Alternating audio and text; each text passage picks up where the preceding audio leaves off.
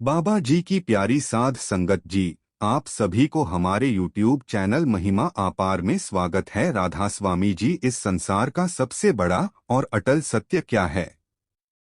मृत्यु एक ऐसा सच जिसे कोई नकार नहीं सकता। चाहे राजा हो या रंक, अमीर हो या गरीब, इस सच्चाई के आगे सब एक समान है। लेकिन विडंबना देखिए, इंसान पूरी जिंदगी इस भुलावे में जीता है कि यह जीवन हमेशा यूं ही चलता रहेगा। वह दौड़ता है, भागता है, धन संपत्ति जोड़ता है, पर जब मौत दरवाजे पर दस्तक देती है, तब उसे एहसास होता है कि असली धन तो कुछ और था।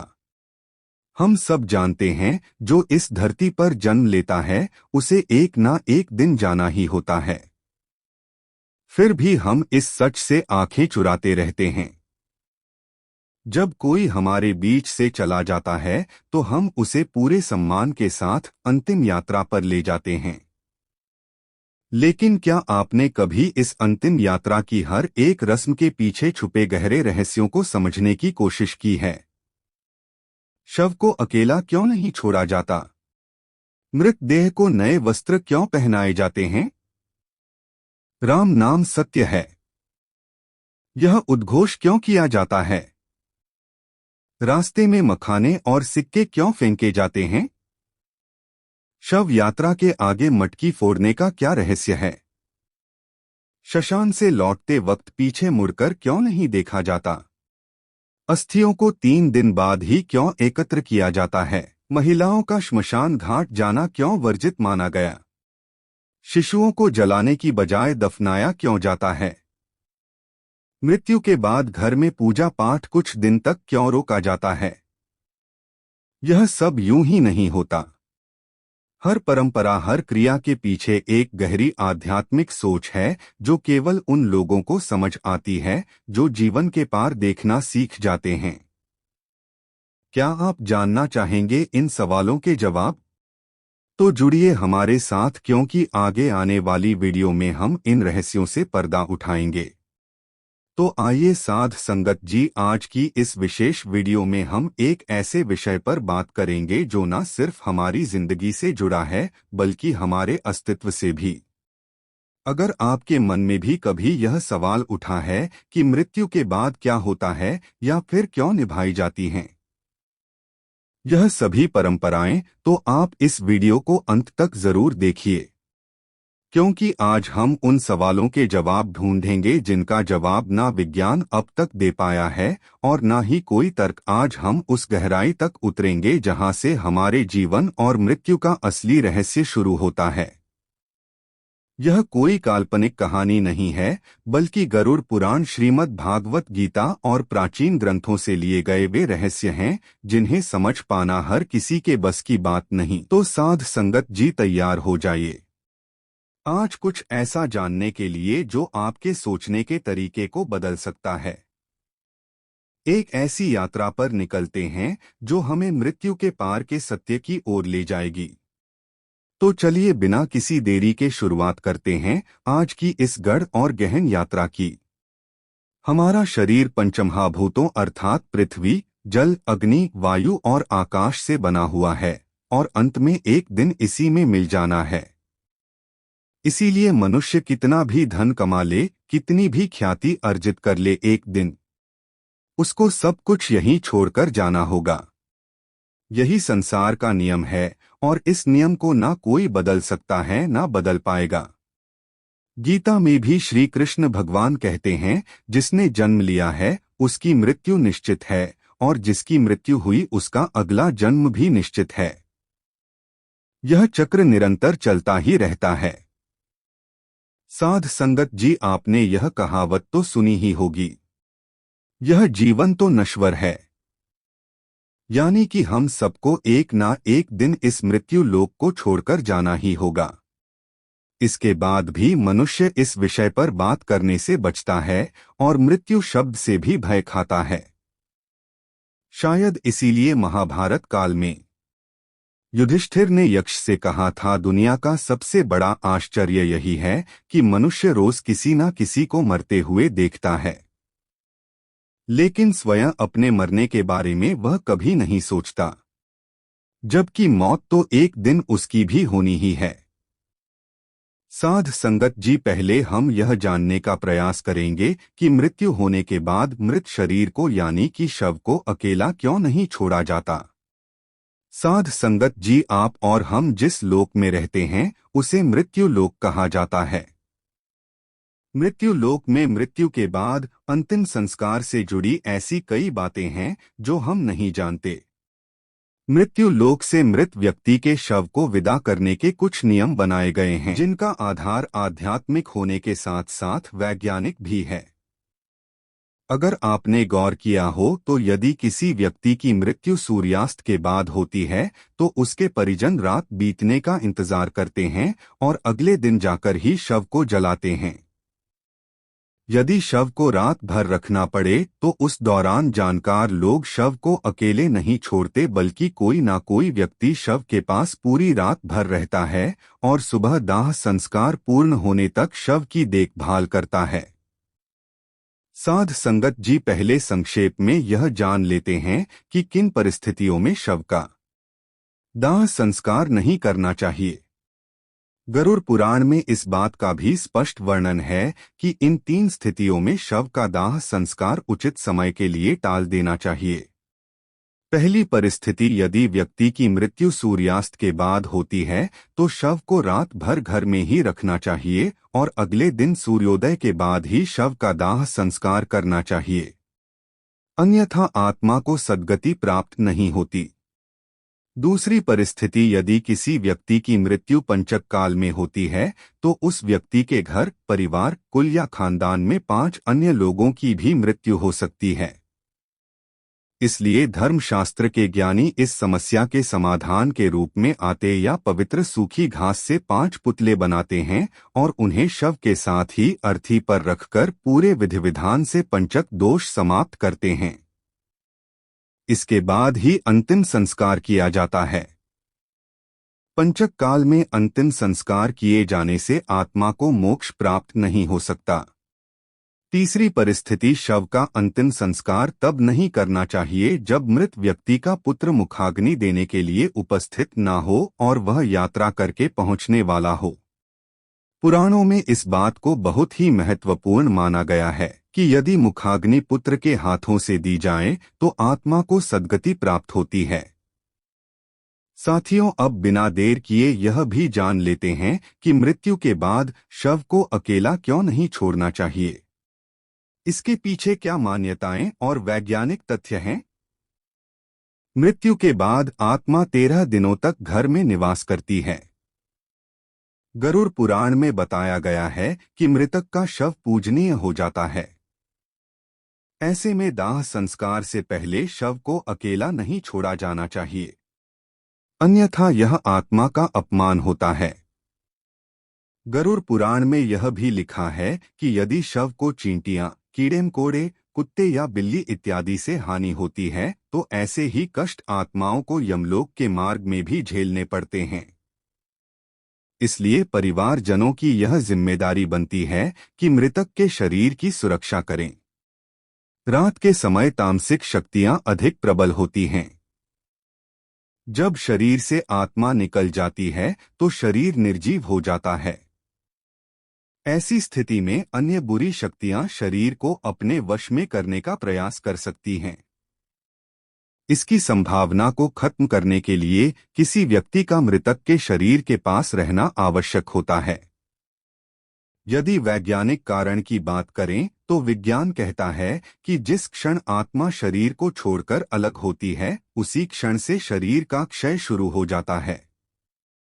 इससे मृत शरीर से दुर्गंध आने लगती है। इस दुर्गंध को कम करने और वातावरण को धार्मिक बनाए रखने के उद्देश्य से मृत शरीर के आसपास अगरबत्ती, धूप और दीपक जलाए जाते हैं।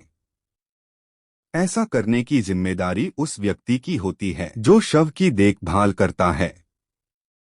इस बात की भी संभावना होती है कि तंत्र मंत्र करने वाले लोग मृतक के शरीर को नुकसान पहुंचा सकते हैं, जिससे मृत आत्मा संकट में पड़ सकती है।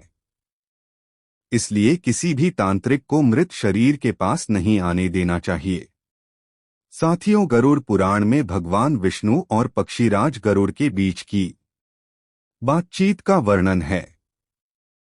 भगवान विष्णु बताते हैं कि यदि इन बातों का ध्यान नहीं रखा गया और शव का अंतिम संस्कार सूर्यास्त के बाद या रात में कर दिया गया तो उस व्यक्ति की आत्मा को असुर यानी या पिशाच योनि में जन्म मिलता है और उसे अनेकों कष्ट भोगने पड़ते हैं।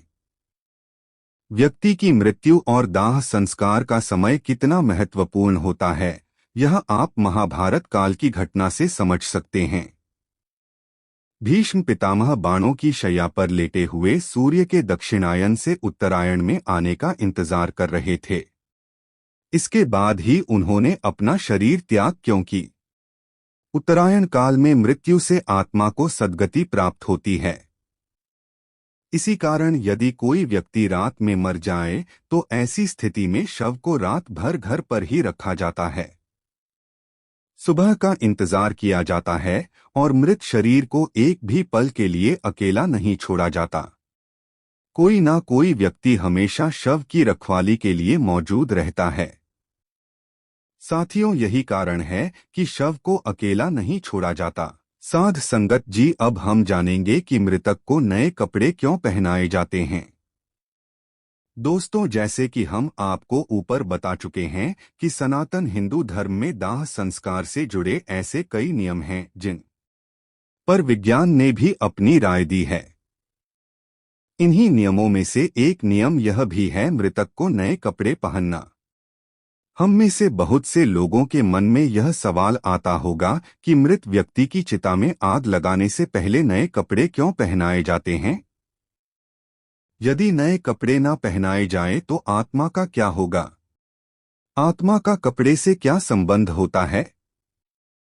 इसके साथ ही साथ हम यह भी जानेंगे कि मृत व्यक्ति के जो कपड़े परिवार के सदस्य निशानी के रूप में रख लेते हैं या उनकी याद में पहनते हैं, ऐसा करने से मृत आत्मा को क्या होता है और गरुड़ पुराण में इस विषय पर क्या कहा गया है। दोस्तों, हिंदू धर्म के अनुसार मृतक के शव को गंगाजल से नहलाकर नए वस्त्र पहनाकर उसे विदा किया जाता है। आइए पहले यह जान लेते हैं कि मृत व्यक्ति को दाह संस्कार से पहले स्नान क्यों करवाया जाता है। हिंदू धर्म के 18 पुराणों में से एक गरुड़ पुराण में इस बारे में विस्तार से बताया गया है। गरुड़ पुराण के अनुसार भागवत नाम एवं गोत्र का उच्चारण करते हुए मृत व्यक्ति को नहलाने की बात की गई है। और यदि किसी कारणवश तीर्थ स्थल में अंतिम संस्कार नहीं हो रहा हो तो ऐसी स्थिति में मृत देह को स्नान कराने के लिए पानी में गंगाजल मिलाकर स्नान करवाना चाहिए। इस दौरान यह ध्यान में रखें कि भागवत नाम जप का उच्चारण नहीं रुकना चाहिए, क्योंकि मंत्र उच्चारण करते हुए नहलाने वाले इंसान के हाथों से स्पर्श किया हुआ जल भी अभिमंत्रित हो जाता है, जिससे यह जल जहां भी पड़ता है अपने आसपास का वातावरण शुद्ध कर देता है। जब यह पवित्र जल मृत व्यक्ति के देह पर पड़ता है तो उस शरीर का रंज और तम कणों का आवरण नष्ट हो जाता है और आत्मा का शरीर से मोह कम होता है। दोस्तों, जिस रज और तम कणों की बात हम यहाँ पर कर रहे हैं वह प्रकृति से ही उत्पन्न हुए 3 गुण हैं। पहला सतोगुण, दूसरा रजोगुण और तीसरा तमोगुण, जो अविनाशी जीवात्मा को शरीर में बांधते हैं। साथियों, इस बात को आसान शब्दों में समझे तो मृत देह का अंतिम संस्कार से पहले इस प्रकार स्नान कराने से उसकी आंतरिक शुद्धि होती है। इसके बाद शरीर पर चंदन, तिल के तेल और घी का लेप लगाना चाहिए। फिर उस शव को नए वस्त्र पहना देना चाहिए। गरुड़ पुराण के अनुसार किसी भी शव को बिना वस्त्रों के नहीं जलाना चाहिए।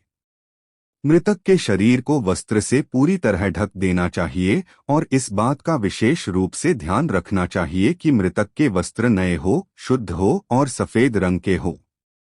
हिंदू धर्म शास्त्रों में सफेद रंग को शांति और पवित्रता का रंग माना जाता है। इसीलिए मृत देह के शरीर को सफेद कपड़ों से ढका जाता है। सनातन धर्म में सफेद रंग को शुद्धता और मोक्ष का प्रतीक भी माना जाता है। गरुड़ पुराण में यह भी बताया गया है कि मृत व्यक्ति को पहनाए जाने वाले वस्त्रों को पहले थोड़ी देर धूप में रखना चाहिए और हो सके तो गोमूत्र या गंगाजल का छिड़काव करके उन्हें शुद्ध कर लेना चाहिए। आठ भगवान शिव ने कहा, पार्वती राम राम कहो। एक बार राम कहने से विष्णु सहस्त्र नाम का संपूर्ण फल मिल जाता है, क्योंकि श्री राम नाम ही विष्णु सहस्त्र नाम के तुल्य है।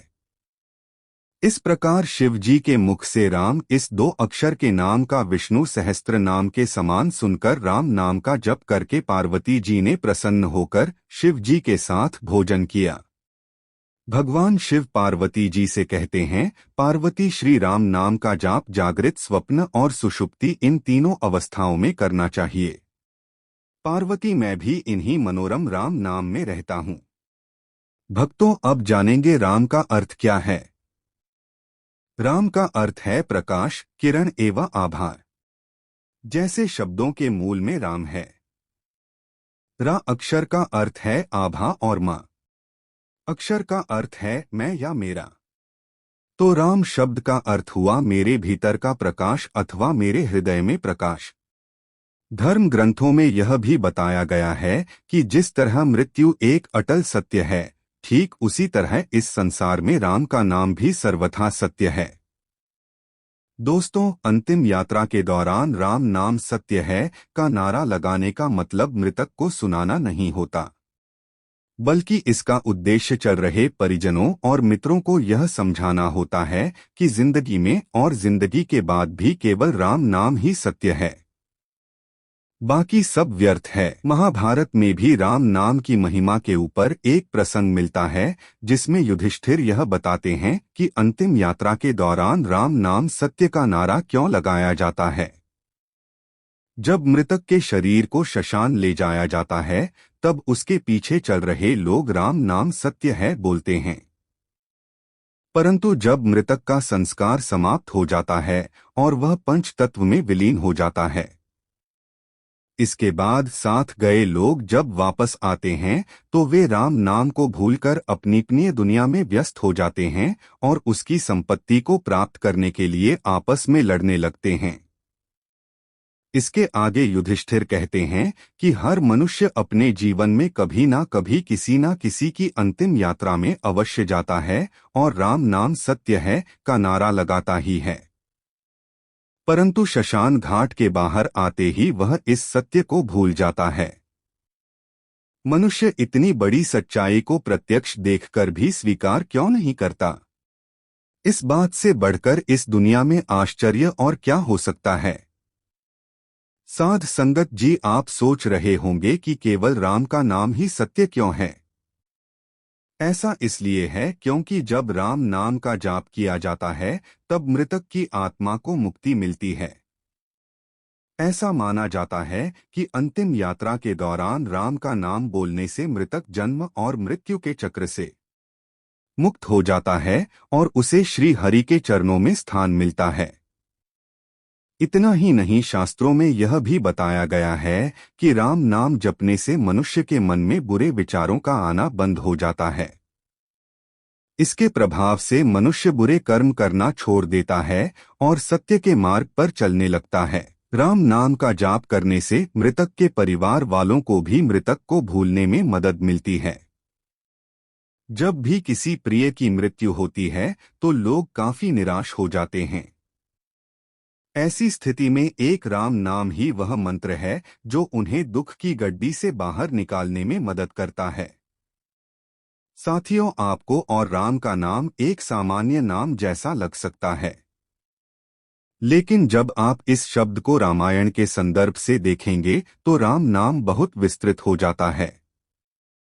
राम नाम का प्रभाव इतना है कि वाल्मीकि जैसे खूंखार डाकू को महर्षि बना सकता है।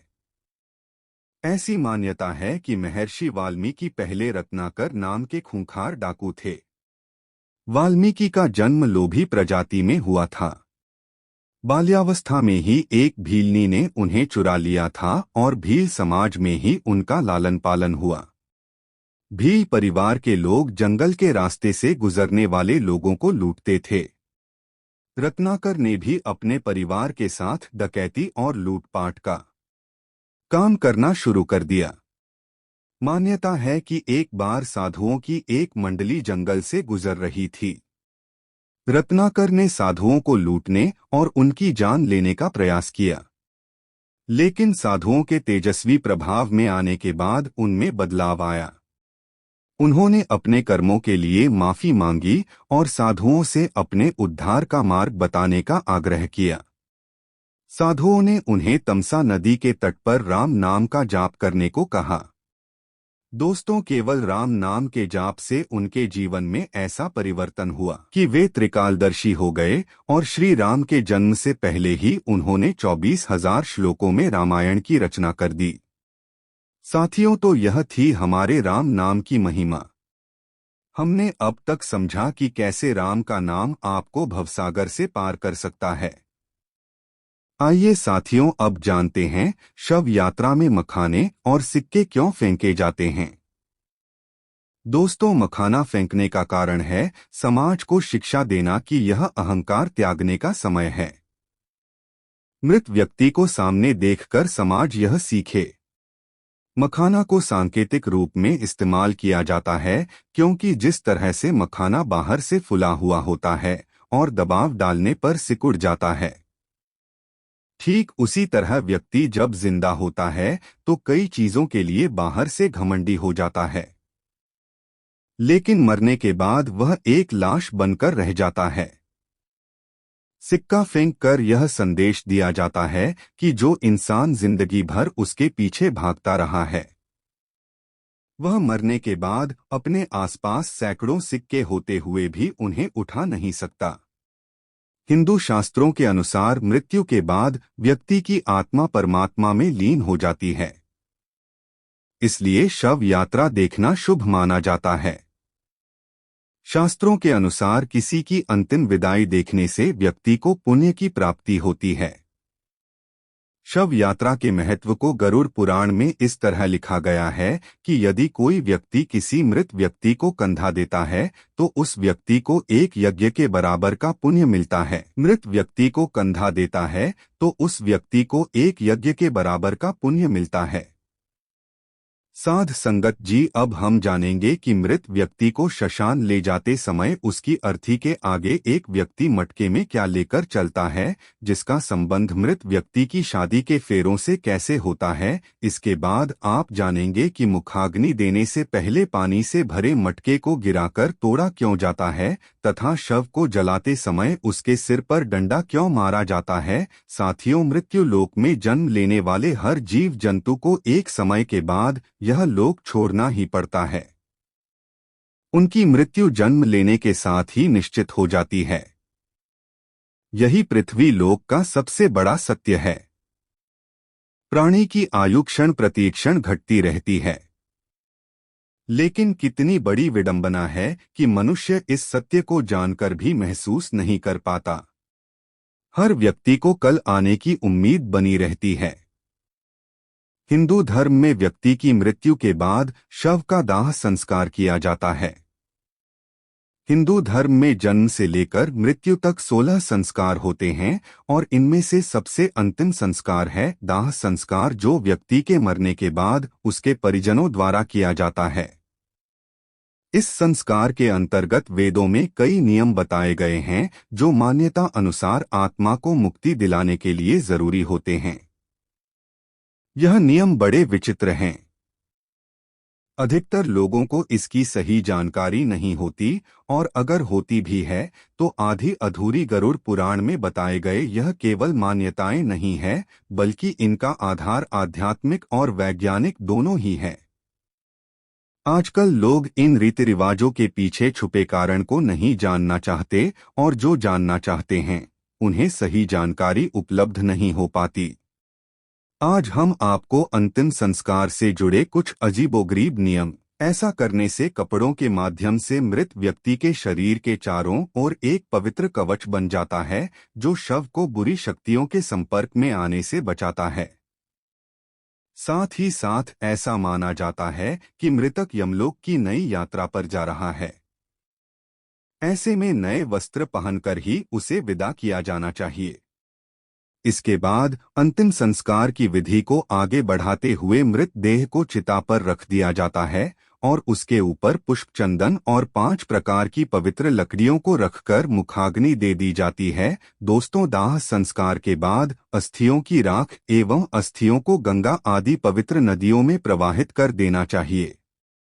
ऐसा करने से उस मनुष्य के सारे पाप धुल जाते हैं और उसकी आत्मा पाप मुक्त हो जाती है। आत्मा की शुद्धि और पाप मुक्ति के लिए ही मृतक के परिवार द्वारा नए कपड़े पहनते हुए उसे आदर पूर्वक विदा किया जाता है और आत्मा की शांति के लिए प्रार्थना की जाती है। साध संगत जी, आइए अब हम आपको बताते हैं कि मृत व्यक्ति के कपड़े निशानी के तौर पर रखने से आखिर होता क्या है। दोस्तों, जब हमारा कोई अपना इस दुनिया से चला जाता है तो अक्सर हम उनकी वस्तुओं को उस व्यक्ति की याद के रूप में संभाल कर रख लेते हैं। इन वस्तुओं में आमतौर पर कपड़े और उस व्यक्ति की पसंदीदा चीजें भी होती हैं। कई बार ऐसा भी होता है कि मृतक के कपड़े उनके घर वाले पहन लेते हैं, लेकिन ऐसा कभी नहीं करना चाहिए। सनातन धर्म के अनुसार मृत व्यक्ति के कपड़े पहनने की सख्त पाबंदी है। मान्यता है कि मृतक की आत्मा का अपनी चीजों से जुड़ाव बना रहता है और मृतक के कपड़ों को पहनने से आत्मा का हमारी तरफ आकर्षण बढ़ता है, जिससे मोक्ष प्राप्ति में हानि होती है। ऐसा भी माना जाता है कि अगर कोई उस मृत व्यक्ति के कपड़े पहनता है, साथ उनका आध्यात्मिक और वैज्ञानिक कारण भी स्पष्ट करेंगे।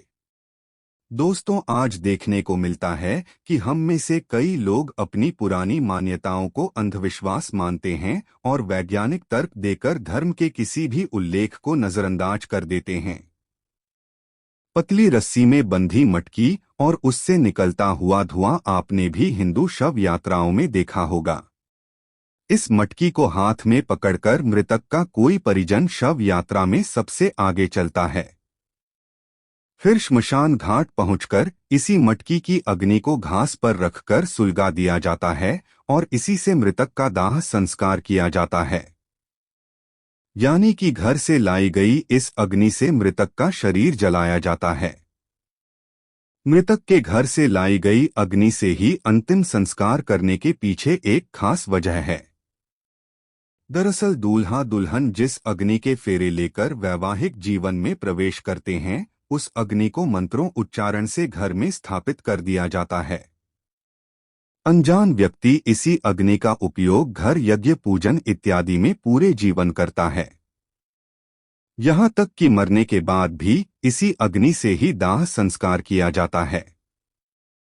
पुराने समय की इसी प्रथा को मान्यता के रूप में आज भी घर से अग्नि जलाकर सुलगा हुआ एक कंडा या उपला मटकी में रखकर श्मशान ले जाया जाता है और फिर इसी से मृतक का दाह संस्कार किया जाता है।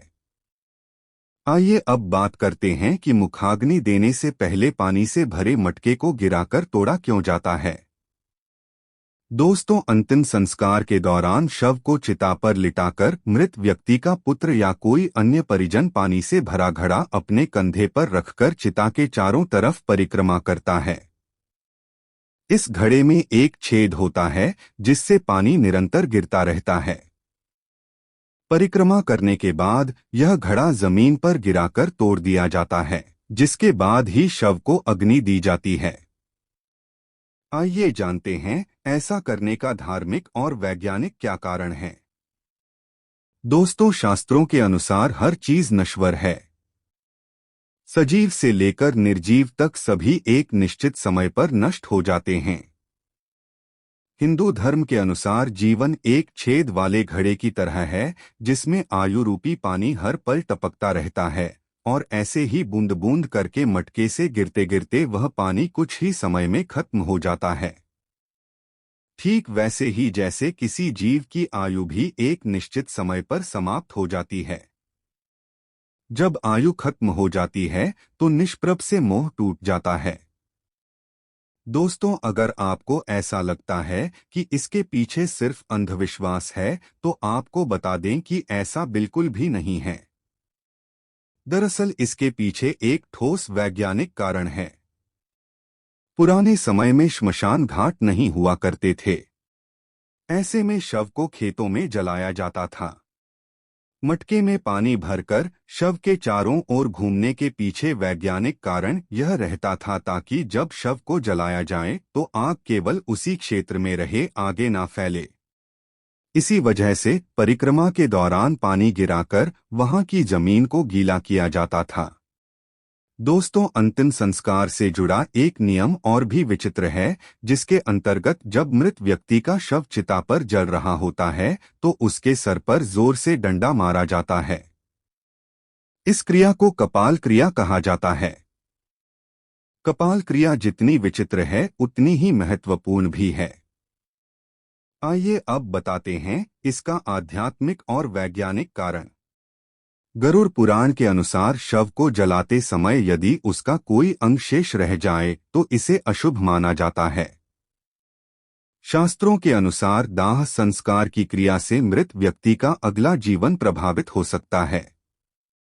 इसीलिए घी और कपूर के प्रयोग से शव को पूरी तरह जलाया जाता। कई बार पूरा शरीर जल जाने पर भी सर नहीं चल पाता, इसीलिए डंडे से प्रहार करके उसे फोड़ दिया जाता है जिससे वह पूरी तरह जल जाए।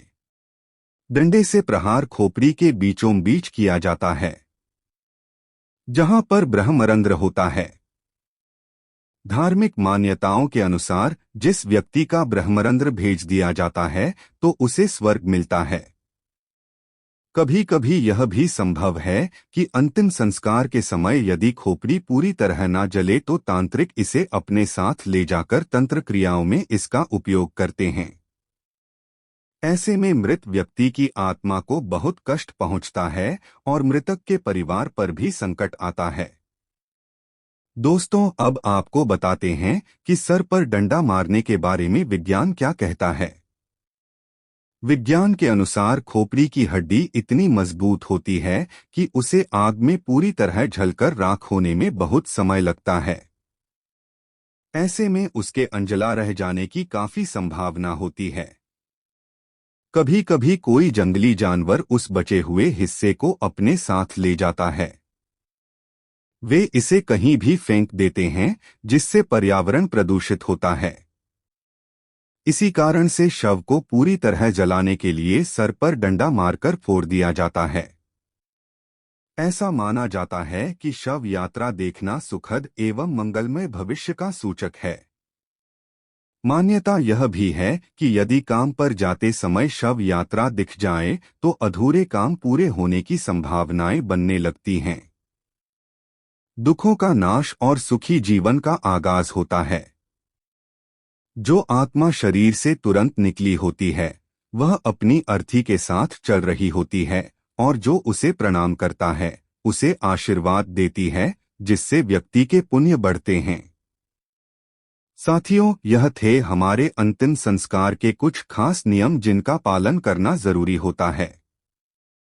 अन्यथा ऐसा माना जाता है कि अगर इन नियमों के पालन में किसी प्रकार की लापरवाही हुई तो मृतक की आत्मा को बड़े कष्ट उठाने पड़ते हैं।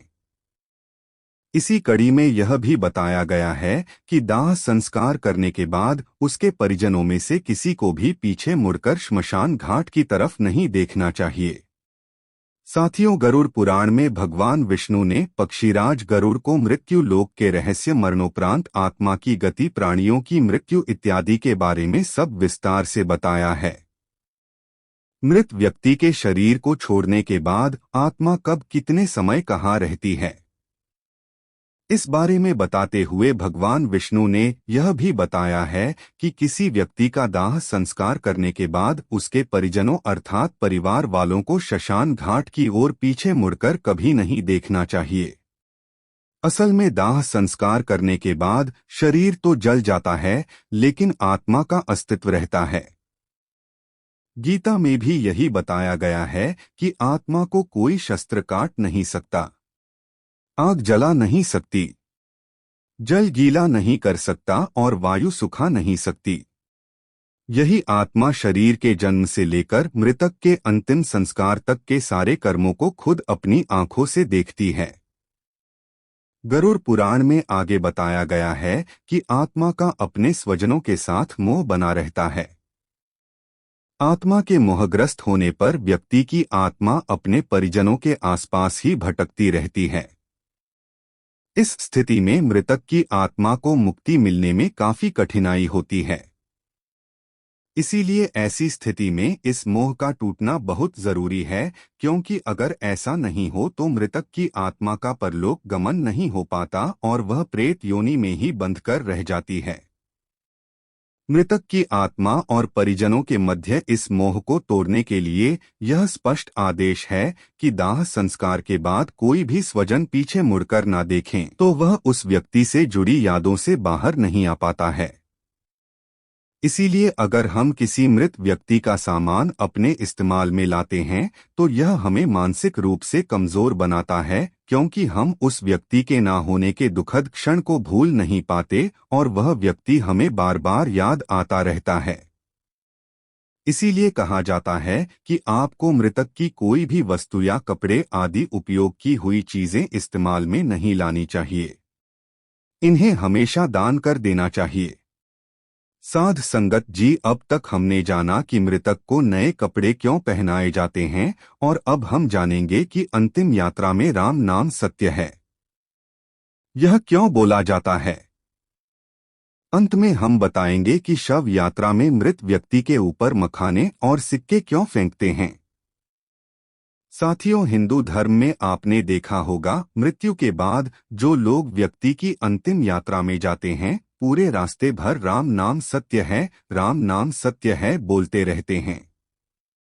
क्या आपको पता है कि ऐसा क्यों कहा जाता है? अंतिम यात्रा के दौरान राम का ही नाम क्यों लिया जाता है?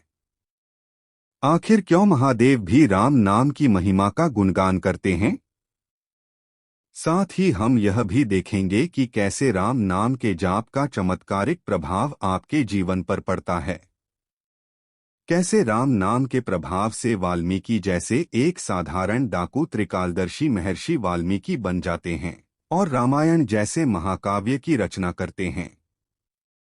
साथियों, गोस्वामी तुलसीदास जी ने अपनी एक चौपाई में कहा है, तुलसी अपने राम को रीझ भजो या खींच भोम पड़ा जामे सभी उल्टा सीधा बीज।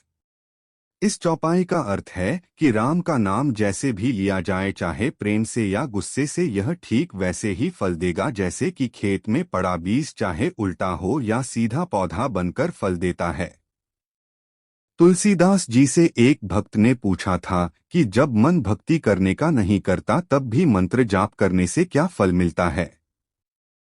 तुलसीदास जी ने कहा कि जैसे जमीन में बीज बोने के समय यह नहीं देखा जाता कि बीज उल्टे पड़े हैं या सीधे, लेकिन समय आने पर सभी बीज अंकुरित हो जाते हैं और सभी उल्टे सीधे बीजों से फसल तैयार हो जाती है। इसी तरह राम नाम का जाप कैसे भी किया जाए उसका फल अवश्य ही मिलता है। दोस्तों, पद्म पुराण में एक प्रसंग मिलता है। एक बार माता पार्वती ने महादेव से पूछा कि आप किसका ध्यान करते हैं।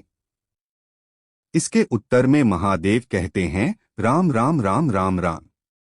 मनोरम सहस्त्र नाम तुल्य राम नाम वराण्य। इसका अर्थ है, राम का नाम पर ध्यान करने से मेरा मन राम की दिव्य चेतना में लीन हो जाता है, जो कि दिव्य है। यह राम नाम विष्णु सहस्त्र नाम के तुल्य है, अर्थात भगवान विष्णु के हजारों नामों के बराबर है। एक बार भगवान शिव ने अपनी पार्वती जी से अपने ही साथ भजन करने का अनुरोध किया। भगवती पार्वती जी ने यह कहकर टाल कि वे विष्णु सहस्त्र नाम का पाठ कर रही हैं। थोड़ी देर तक प्रतीक्षा करके शिव जी ने जब पुनः पार्वती जी को बुलाया तब भी पार्वती जी ने यही उत्तर दिया कि वे विष्णु सहस्त्र नाम के पाठ के विश्राम के पश्चात ही आ सकेंगी। शिव जी को शीघ्रता थी। भोजन ठंडा हो रहा था।